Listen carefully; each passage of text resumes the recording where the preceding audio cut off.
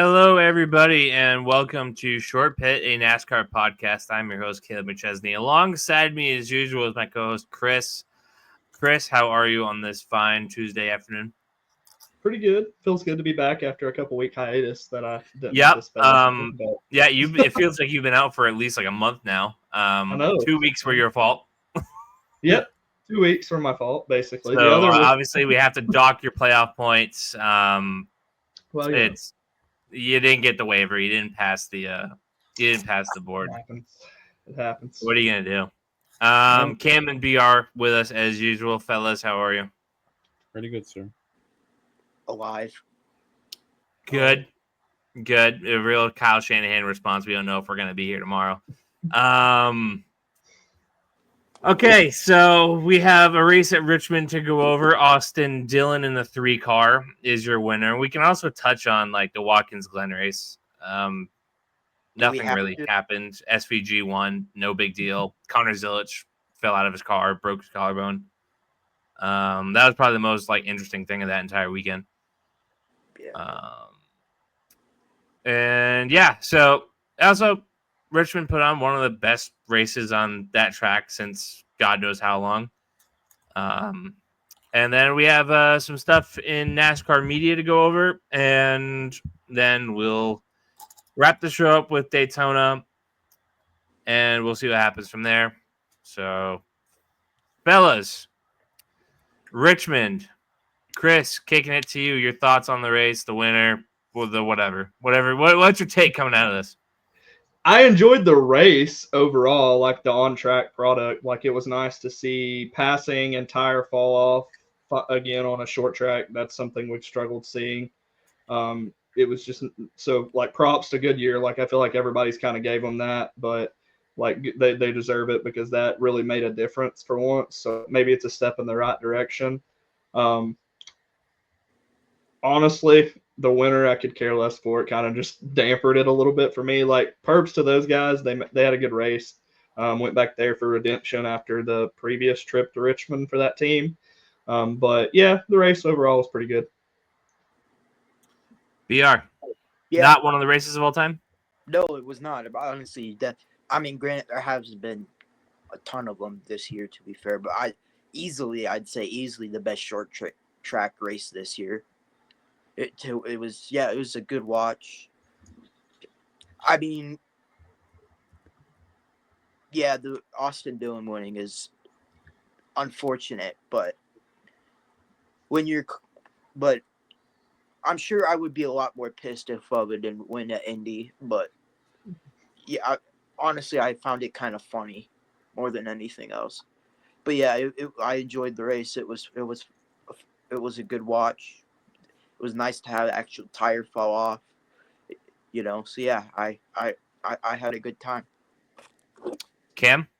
I mean, I thought it was the best short track race with this car. That like in the last, what's this, season 4 of this car? I thought this was the best short track race of this car. I mean, if they're not going to be able to make it where people can pass at these short tracks just on speed alone, they have to bring a tire that basically like burns off like that, and they did. So I mean, again, like Chris said, props to Goodyear on that. Because apparently unless they wanted to like completely scrap this car, they're never going to be able to pass each other on equal tires ever. So if you can't do that, you got to come up with something. And no, I mean, with the winner, no one wants. I mean, I really think like, if you're an Austin Dillon fan, I don't really know how your brain functions, but no one wanted to see that. I know Chris was saying it like tongue in cheek, but like people calling it redemption's hilarious. Like, dude, you wrecked 2 people and they took the playoff points away from you. Like you didn't get screwed. You committed an act of terror. After all you saw, he gets redemption. I'm like, based on for what? Osama bin Laden didn't get redemption. We just shot him in the head. Like, what do you mean? But yeah, no, it was an incredible race in terms of the actual product, because the thing is, it probably wouldn't even seem that incredible to us if the short track racing wasn't as putrid as it's been. Like the old car, that would have been a very mid short track race. Like that'd been one of the races of all time of short track races. But in this car, that might as well have been just like a vintage Bristol race. Yeah, I was having fun right up until about 10 laps to go.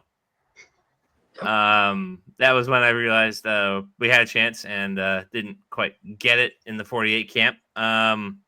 Obviously, this new winner puts us in a very precarious situation as it pertains to playoffs, but the race as a whole, I thought it was super enjoyable. Was not expecting that going into Richmond this week. I think everybody was kind of expecting to like battle the sleep monster, but it worked out under the lights as well. You didn't need the track to be super hot or whatever to really build that tire wear. It all just kind of worked out. So again, props to Goodyear.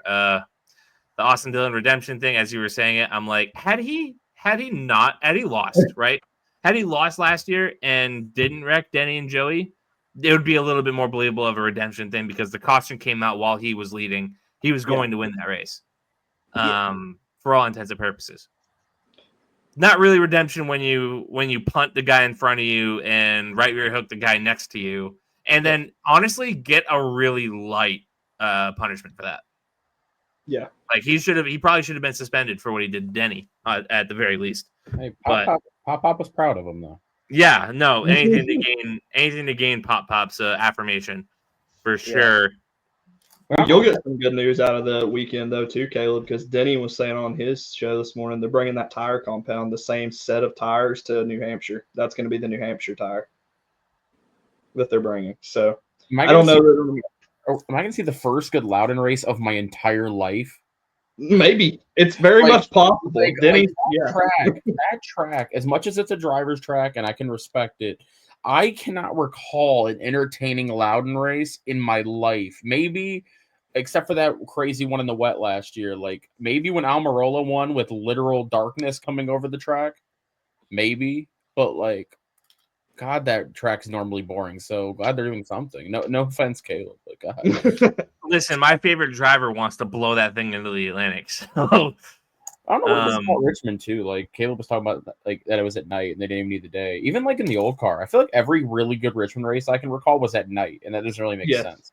You would think it during the day it would be a better race.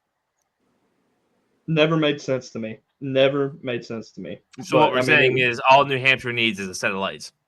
Perhaps. Is that a local ordinance problem? Yes, it is. It is. I would believe that. And that whole area would look so cool in the night for sure. I'm sure that camping is a fucking blast. I hear it is. But yeah. Anything from Richmond that I'm forgetting about? Did anybody have a really good day that we need to give credit to that's not necessarily a driver of the week? SVG tied his career best finish on an oval. Like, I think that kind of just goes to show you what tire management was able to get you at Richmond. Yeah, I was watching it. Me and Travis Huth were watching it, and we were like, he's running that top line really consistently and really well. I'm like, is he spreading the tires more than he thinks he is? But no, he was just running that line, and he finished fucking 14th. Yep. At Richmond though, like regardless of the car, you're supposed to have that lane. It's only with this car that these guys all of a sudden don't have that lane. Well, SVG made it work. Well, so did Kyle Busch, but I think that Daniel Suarez, P7, collected P10 and P2 in the stages. Cindric as well, having a kind of an impressive day. P5 in the first stage, P2 in the second, or P8 in the second, and then finish 5th. Good day for Penske. Yeah, okay. I guess we can just get right into the drivers of the week. Driver of the week. Who do I have kicking off this week? Cam. I won't give it to Austin Dillon. I can't. Nothing in my moral fiber allows that. So because of that, I'll give it to Austin Cindric. Absolutely. Good day for him. BR.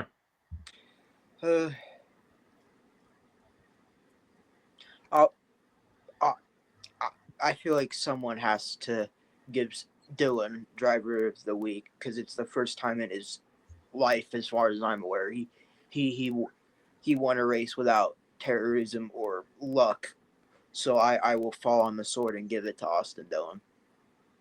I wish I had a boo video or sound, but I don't. I accept that. I can't even say you're wrong for that. Someone had to do it, so I'll fall on the sword. Like, I'm not gonna break out the class video, but Thank you. Okay, that one I might have argued a bit, but being booed, I can't even say you're wrong for that. But someone had to do it. Yeah, there's no video that I could play that would show my displeasure in an appropriate tone. All right, Austin Dillon, Christopher. You mentioned mine, Daniel Suarez. Dude averages like a 20th place finish at Richmond, so he was up in the top 10 all night and then got a good finish. Where do I want to go with this? It was one of those weird days where Chastain was off and the rest of the team was fine. Happens like 5 times a year. I don't know what happens when that happens. I'll go with Josh Berry, P8. Solid day for him. Get him back on track because he's kind of been a ghost lately. He was P4 here last year in the 4, I think, or something close to that. Yeah. I picked him in the picks last week, I think. Yeah, you did. He was one of your choices for our article. At Richmond, he's got just one top 5. Yep. P2 in the 9 in 23. P11 in the 4, P14 in the 4, and then P8. Yeah, that was when Chase broke his leg. Yeah, and then he well, I think that P2 was on strategy, but I mean, it doesn't make the. It was. Yeah, it was a strategy call. Of course, AG makes the call when Chase ain't there. Moron. God. Stupid calls. Just stupid. We're not going there this week. I'm not ready for a rant this week. You're not ready for a rant this week? No, not this week. I'll save that for playoff. It's bubbling for sure. My terrorist of the week is going to be Austin Dillon for ruining a very nice short race by winning. My terrorist is Kyle Busch. I'm with you on that one. Yeah, so am I. That was absolutely insane. Like, so he's already out of control. I have no idea why he ran into the back of the 19. Had absolutely no reason to do that. Like he could have checked up and saved a lot of carnage, and then because of that, the 9 is out of the race. I don't remember who else was collected in terms of like being DNF'd, but like Haley, that was it. It was Elliott and Haley. They were the only two that were. Yeah, didn't get. Buddy lost it and then just decided, all right, screw it. I'm not saving anyone. Yeah. Had nothing to do with the fact that he tagged Chase. Like, it was just the fact that he triggered that whole accident and then tagged Chase. Like, because if he doesn't trigger the whole accident, he doesn't tag Chase. So. Listen, I wish I could hop on the unanimous board with you, but one pissed me off way more than the other. No, I get it. No one's arguing. Definitely not. Something not as relevant for us, but Truck Series fans, Matt Crafton's not going to be in the 88 truck anymore. He's leaving Thor Sporter at the end of the season, the 88 seat. I don't know that he's retiring, so to say, but Tom Majeski's taking over that truck. He said he is, and I don't blame him. He's old and washed, and apparently, according to Twitter, has a 24-year-old girlfriend. So respect. Well, man's living like Bill Belichick, I guess. Man's got other shit to do. Exactly. Exactly. All right. Who haven't I started with this episode? BR, which one do you want to start with? Do you want to do the Dover All-Star race, NB points race thing, or do you want to call Mamba Smith the jackass? No, I want to call Mamba Smith a jackass. What the fuck was he thinking? What the fuck was he? Okay, so if you haven't seen it, so he put a tweet out, was it yesterday? So yeah, for us, Monday. He put out a tweet basically defending the current playoff format, which, you know, he universally hated. Yeah. Yeah, but I mean, he's on NASCAR's payroll, so I respect that. I mean, I certainly would make myself look like an idiot for money too.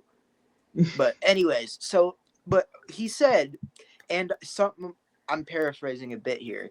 Basically, he said that the point of the drivers' championship is to not give it to the best driver. It's to give it to who The best team. the best team who executes the best, when it matters. Which there's two big problems with that. One, we have an owners championship for that part. What's the point of a drivers championship if it's not to give it to the best driver? And two, even if he is right, hypothetically, he's not, but hypothetically speaking, that you just admitted that basically all, 32 of your races don't mean shit. If it's not to give it to the best driver, then what's the point in having a 36 race season? Just give the championship to whoever wins the 500 and call it a day. It's just stupid. It was just a dumb comment. Chris was saying it before we started that basically he is the co-host of Kevin Harvick's podcast, right? Yeah, one of them. He was basically saying that, I just worded it poorly, which frankly I don't know much of this individual, so I will take his word for it. But even I'm confused what he did mean, even if he did just word it poorly. So yeah, it was a stupid comment. He got clowned for it. Fellas, the other two, anything else to add? I mean, Mamba Smith is kind of a clown, but he's kind of always had been because, it's just what he is. They hired him to do that.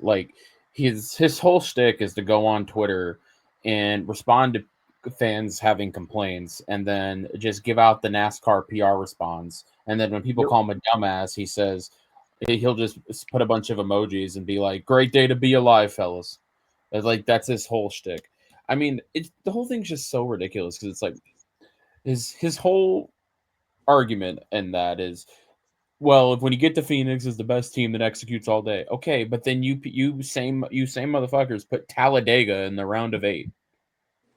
But you want to tell me how it's about the legitimacy of one race, one game. I'm like, buddy, what does that mean? And then I saw Alan Cavana comparing it to golf, saying that how golf does theirs, where it's a full regular season, then there's a one tournament finish their regular season. But that's why no one cares about the regular season in golf. Nobody cares who wins most of them, and the average person that watches golf only cares about the 4 majors. So, the average. I mean, anyway, it's basically the way from what I gathered, right, when I listened to the podcast, because Harvick brought in 2 sheets of notes. He was about to attack this dude because of this take. And the way he said it was, I didn't mean it like the drivers don't matter. He said, I think that it is more of a team sport than any of the fans want to believe sometime. And then Kevin Harvick's counter to that was, I don't care if freaking Cliff Daniels and Hendrick Motorsports goes and builds the fastest race car that they've ever built collectively in the history of Hendrick Motorsports. If you don't have Kyle Larson to drive the car, it's going to sit there. He was like, so how are you going to argue that? I mean, either way, getting into that part of it, I think, is honestly a waste of time, and it puts his argument on a relevancy that it's not. Because, whether you want to argue how important the pit crew or the crew chief or the car chief is, it doesn't matter. The problem with the playoff format is not that we're glorifying the driver or not glorifying the driver. It's the fact that 35 of the 36 races literally do not matter. Or the fact that a dude like Alex Bowman and Tyler Reddick are at risk of not being able to compete for a championship when they've been in the top 10, and a guy like Austin Dillon has a one-off performance, and now he can go compete. And no one's arguing it's not a team sport. Right. I just would like the team aspect of it to be hammered out over a full schedule. Yeah. And for the team aspect, we have an owners championship for that part. That's what Harvick told him too. Harvick's like, why do we even have a drivers championship then, Mamba? What's the point of it? And another thing too is the owners championship is officiated in the exact same format as the drivers championship, as no one pays attention to it because no one cares. Nobody cares. No disrespect Yo. to the Jackman from Sam Houston State that they got, but no one cares about him. Nope. I mean, Carson Hocevar might have cared about his Jackman this week. I think he cared less about it. I think he doesn't care for him anymore. All right. So Mama Smith is a tool bag of the week. Dover to the All-Star race and North Wilkesboro points race. Chris, tell me more. Yeah, it's on. Denny brought it up, and then apparently Door Bumper Clear was talking about it. I saw a clip. I saw an with article earlier last week talking about it. I think it might have been The Athletic. Yeah, Bob Pockris was on the Door Bumper Clear talking about it. Apparently, Dover. The rumor right now is Dover's getting the All-Star race, and North Wilkesboro is going to get a points race. Not sure if Dover's going to give up. I mean, I guess they would based off of that, but give up a points paying. But they're going to lose one of their points paying races. I don't know.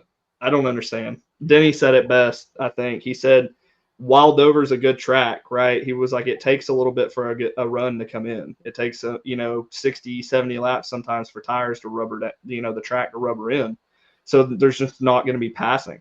The format's not going to be good. But Cam also mentioned something too. They don't have lights at Dover. How are they going to do that? You're going to run it in the day? You've got all the other logistical issues. So I'm for a North Wilkesboro point race a little bit, as long as they maybe bring this tire compound that we just had at Richmond to it, because this past All-Star race was better than last year's, and maybe it'll just get better. But I don't know about this All-Star race at Dover. Yeah, I'm kind of out for a lot of the same reasons you had, Cam. I mean, yeah, when are you going to hold the Open? Are you going to take the whole weekend and run the Open on Saturday? And then if you're going to run the Open on Saturday, the other series usually run still on the week of the All-Star race, at least the trucks. So what are you going to do? I don't really understand it. Unless, like, I think Chris mentioned, like, unless Marcus Smith is, I think Denny Hamlin's on the podcast, like, Marcus Smith's going to, like, run out lights and make it, but I don't know if there's local ordinances with that involved. I don't know. Denny basically was like, I don't know unless Marcus Smith is going to market it as like the first ever Dover night race, and he's going to rent some lights and throw it up like that. But I got to imagine though, like, a track that short and with the rain issues they always have there, I got to imagine there's no lights because they can't, not because they don't want to. Could be wrong on that, but that's what I got to imagine. And then it's like, sometimes it's like they really do overthink things, because, like, a couple states south, you have a track that's perfectly able to host an all-star race and did for 50 years. And it's the best track on the circuit with this car. And it's right next to the race in which they go to the week after. Oh, wait, it's the same one. Just race it at Charlotte. It did it for years. It makes more sense, too. Also, I understand why it went away at the time. The racing product wasn't good. But now it is. Hold your all-star race where all of the teams are. And all the fan experiences they do that week too, right? Also, if you're not going to do Charlotte, you can get the same damn product at Nashville. I was just about to say. And that has lights, and it's right there. Now, do I want Nashville losing a points race? Probably not. But Charlotte ran a points race and an all-star race forever. Bristol did it. Texas did it. BR? Yeah, I mean, hey. All right. I'm probably going to get clowned for this, but hear me out. All right. Dover Street Race. Or Denver Street Race, sorry. It was, no, not that. You use the All-Star race to get their obsession with the fucking Roval out of the way. The Roval All-Star race? Yeah, Charlotte Roval All-Star race. Is that the best is that the best compromise that we can come up with? Because they are obsessed with the Roval for some reason. It sucks ass.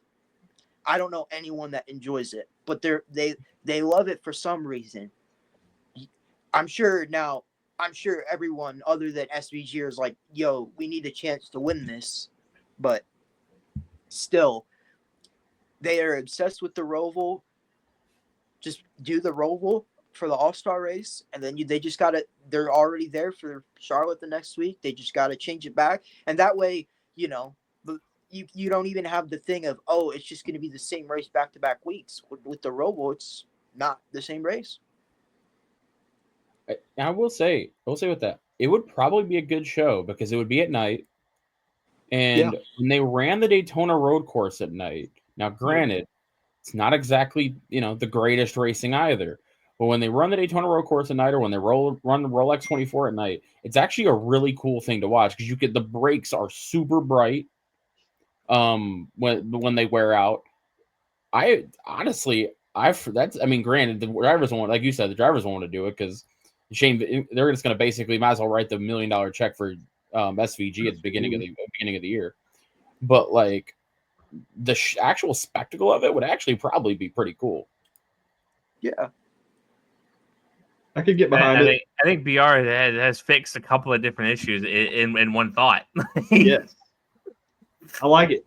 I can't stand the Roval in the playoffs. I freaking hate it. Oh yeah, even though Chase had that one like performance where it was just like stoic, but like I'm just sick of the Roval at this point. It's just over. If SVG can get out of the first round, it just gives them a free run into the round of 8 every year. Exactly. Yeah, I mean, I'd get rid of the Roval entirely, but since they clearly don't want to do that, making it the All-Star race seems to be the best way to where NASCAR can get their fix in with that. But it doesn't. Out of curiosity, sorry, BR. Was it Bank of America Roval last year again? Yeah, I wonder if that's the infatuation with the Roval, the sponsorship money that they're getting from Bank of America. There's no way in the world they couldn't get Coca-Cola to do a Coca-Cola 500, and there's just no. I agree. There's no way. I agree. I'm just saying, Bank of America. It's a bank. They sponsor like so many things already. There's just no way they couldn't get Coca-Cola to do a Coca-Cola 500. Right. Yeah. You could just throw Charlotte Lottery 250 or 400, whatever it is. Yeah, whatever you want. Just throw the lottery name out there. So yeah, Roval All-Star Race is what I would do. It's just It's just so funny because like when the racing at Charlotte was mediocre. It seems like we've raced at this fucking track 100 times a year, and now that it's good, they're like, "You get one, buddy. You get one. Relax." It'd be different if there was only one day and no Roval day, and they were like, we don't want to take away from the 600 attendance, but there's still another Charlotte race. You're just racing on the wrong configuration." Yeah. Then he brought that up with Richmond too. He was like, when Richmond lost a date, it killed me. He was like, but seeing the fan like experience this week and like how it sold out, he was like, makes you kind of wonder if we're giving them too much. And then he went on like a ramble with the schedule, like 36 races, 38 races is too much. We're giving them too much of what they want. It was kind of like, yeah, it was. He didn't stay on it long, but you could tell it was something he felt kind of passionate about. And Jared kind of reined him back in and was like, we're not talking about this week. We're just going to go on to our next subject. Speaking of going on to next subjects, Daytona. Yeah. Last race of the regular season. Of course, we're going to kick things off with our DraftKings segment and then kind of get into it from there. We got some matchups. It is a super speedway, so it could be a little wild. It could be a little crazy, but we'll try our best for you anyway. Matchup number 1, Ryan Preece versus Kyle Busch. Neither in the playoffs, both looking for a win. You mean Kyle Busch? Given recent super speedway results, Kyle Busch. Kyle Busch is the favorite, -140. Chase Elliott versus William Byron. William Byron locked up that regular season championship last week. One's got a horseshoe. Kyle Busch at a steak dinner for that. One's got a horseshoe up his ass, and one has whatever the opposite of that is. So I'll go with William Byron. Yeah. I'm gonna go with Byron too, just for that reason. Tyler Reddick versus Alex Bowman. I mean, clearly Bowman off of previous results. That doesn't. Bowman scored. I think he scored what, the most points on super speedways this year. Yeah. He scored the most points in a lot of categories here. But hey, It's not the one that matters. won. Like most points since the All-Star break, something like that. Most points since, however, like he's getting those points. I'm But surprised it's the All-Star break because he wrecked a lot still after the All-Star break. Like it like that wrecking lasted into June. I could be misremembering, but I want to say that was. I mean, I'm sure you're right. I'm just saying, I'm surprised it's still true. Like I would thought it'd been like after like Michigan or something. After Michigan, for sure, he's maybe DNF once. But I suppose there's If only that. 2 races between the All-Star race and after Michigan, so I'm kind of drawing a line that doesn't exist. I'll take Bowman as well. Austin Dillon, last week's winner, versus Chris Buescher. I mean, Buescher has been more consistent at these things, but it could easily be Dillon. Just to rage bait Austin Dillon. I mean, Buescher I'm sure will collect more points. Yeah, I'm going Buescher on that one. Ty Gibbs versus Brad Keselowski. Brad, but Buddy loves a wreck at these recently. Yeah, I mean, unless just Toyota goes in and they're like, nah, we want Ty Gibbs, fuck Riley Herbst, and 2311, we're going to get all of JGR in the playoffs, and they just put him out front. I don't feel like Ty Gibbs is winning. They don't have the numbers to do that, though. That's kind of been their problem. That's why Toyotas don't really win these that often, is because they just don't have the numbers. Like you can say all you want, like, dude, I get Ty Gibbs in front of the line. What line? What line? The 4-car line you got? Ricky Stenhouse Jr. versus Christopher Bell. Stenhouse. I know Bell's been sneakily good. Yeah, at these, Stenhouse. Stenhouse. Joey Logano versus Austin Cindric. Both will wreck. Both will wreck. Cindric is more likely to make it to the end, though. So Cindric. Yeah, give me Cindric for that reason too. With those picks that we just made, put $10 down, you'll win about 600. Yeah, Daytona. Group A: Joey Logano, Austin Cindric, Chase Elliott, William Byron. I thought they were going to throw Blaney in there too, and then just make it where you can't choose. Give me Byron. Cindric. Byron's plus 300, Cindric's plus 240. But I suppose Cindric's already won one. You don't typically win 2 in a year, but I'll take Byron. well, so is Byron then, I guess. That's true. Oh yeah. What? Yeah. Group B: Ryan Blaney, Rookie Stenhouse Jr., Brad Keselowski, Christopher Bell.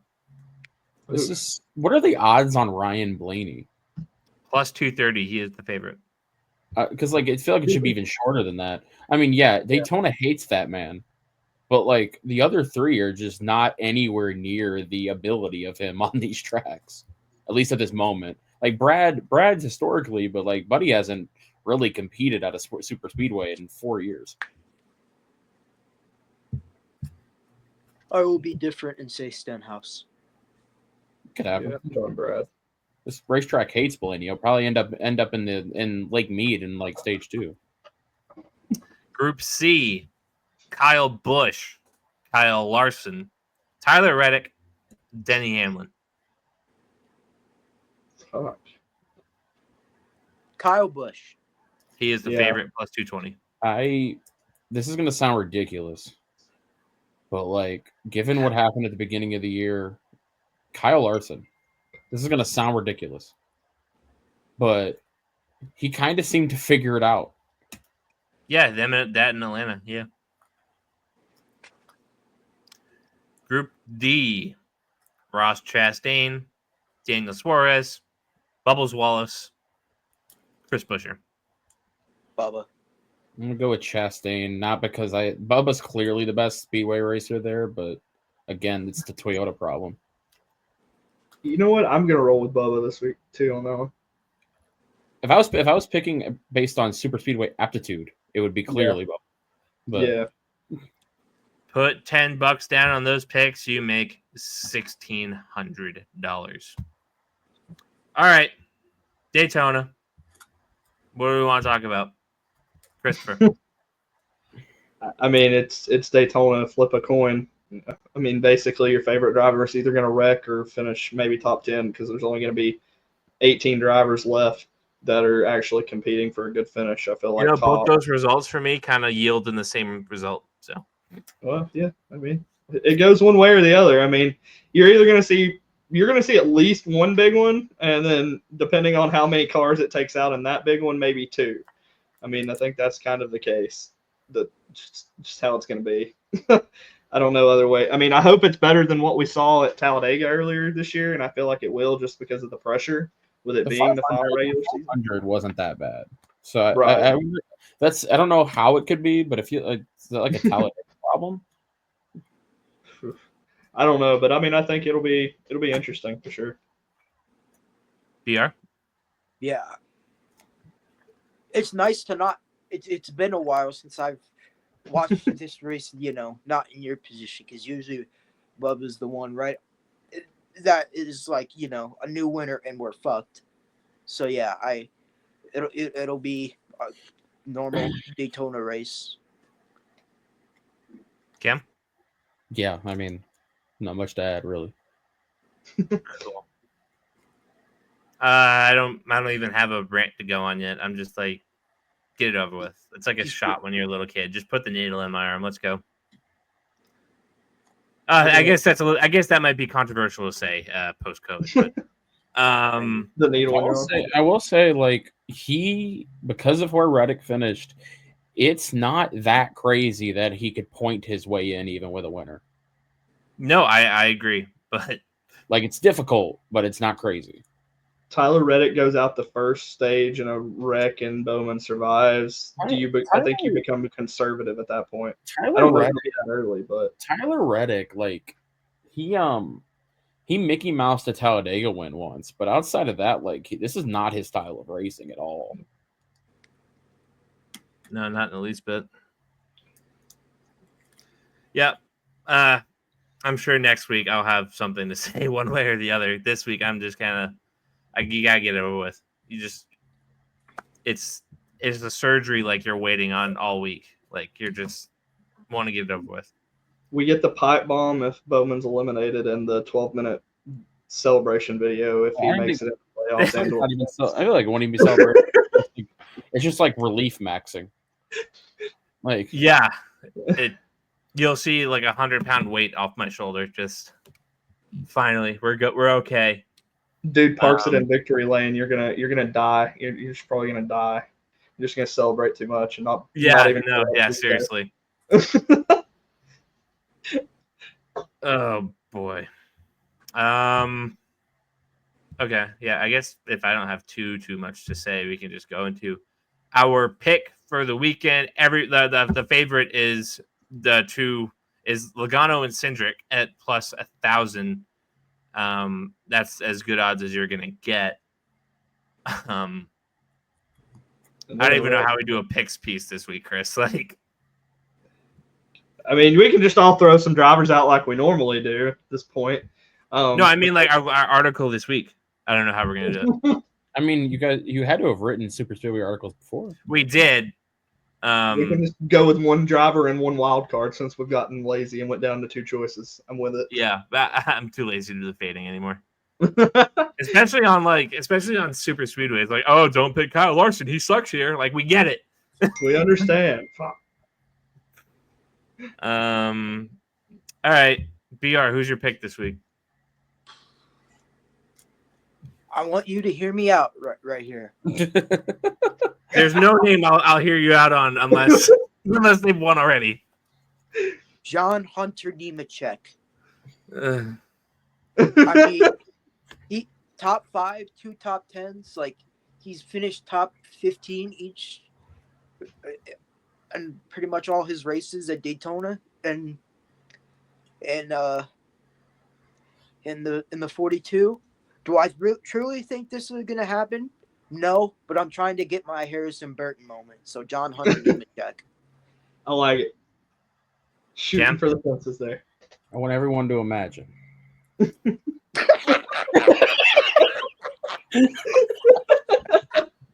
You see the flag man. He's picked up the white flag. He's not waving it yet. There's 2 to go. You see an old wily veteran in the 8 car leading the field.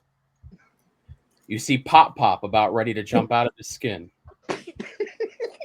And then he hits the wall.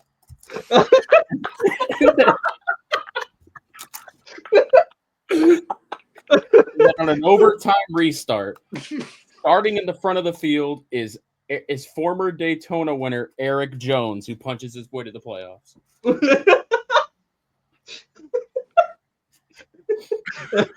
I like the turn that took. Oh, shit. Oh, God. Okay, Eric Jones. Oh, Christopher. mine's not near as good as those. I thought Cam was going to take mine for a second, but I'm going with Kyle Busch. I feel like Kyle just has something to prove. It's Kyle's shot this week.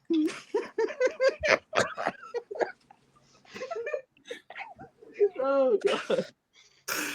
Oh, Pop's gonna jump out of the sea, huh? I have a heart attack.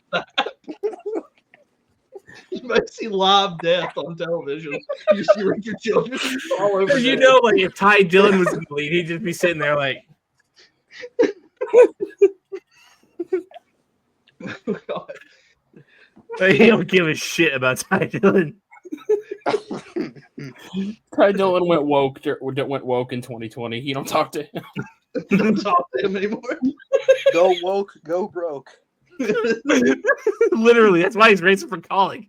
That's exactly it. Oh, fuck. Okay. All right, my turn. God, I don't ask for much. I really don't. I am in my chair. I'm not getting on my knees. It'll take a second for me to get up. I don't ask for much, man. Almost had a Daytona 500 victory last year. We had a shit summer. I need this one moment. I don't pick him much. I try not to. I feel like it's bad juju to pick your favorite driver, but I need a favor. In the words of Jelly Roll, I need a favor, and that favor needs to be Alex Bowman in victory lane this weekend. That's all I ask. Forget Christmas. This is what I want. If somebody can make that happen, that would be great. Yeah, that's my plea. Please hear me. Amen. The Alex entire panel picked new winners, and then you just prayed to God. Listen, desperate times call for desperate measures. Do you take, because you're getting the playoffs, a William Byron cucking? By William Byron inching absolutely, you out. 100%. I don't think he cares if it's any of the 14 drivers that don't have. I'll take an Austin Dillon repeat. Like I really don't care. That's pretty bad. Oh, God. Literally any of them. Fuck, Tyler Reddick can win. I don't care.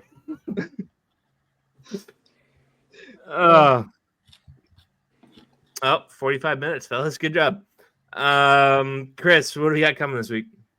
Power rankings, since it's been 2 weeks, and then mine and your picks piece format TBD. We'll figure that out, and then you'll see my written pray to God. Your written prayer to God, and then might actually drop a new episode of mine and the Wife's podcast this week. Ooh, interesting. Couple things, but other than that, nothing too crazy. Tell her to get into the Bowman prayer circle with me because we need all the help we can get. Got it. Caleb's part of the picks piece is just going to be him saying Hail Mary. Yeah. It's just honestly, that might not be the worst move. His real pick and his wild card pick. Fuck it. We're just going with him for all of them. Yeah. Or just puts under in all caps, anyone with a win. Yeah, there you go. All right. Well, I'm sure you guys will be overjoyed to see me next week around this time. There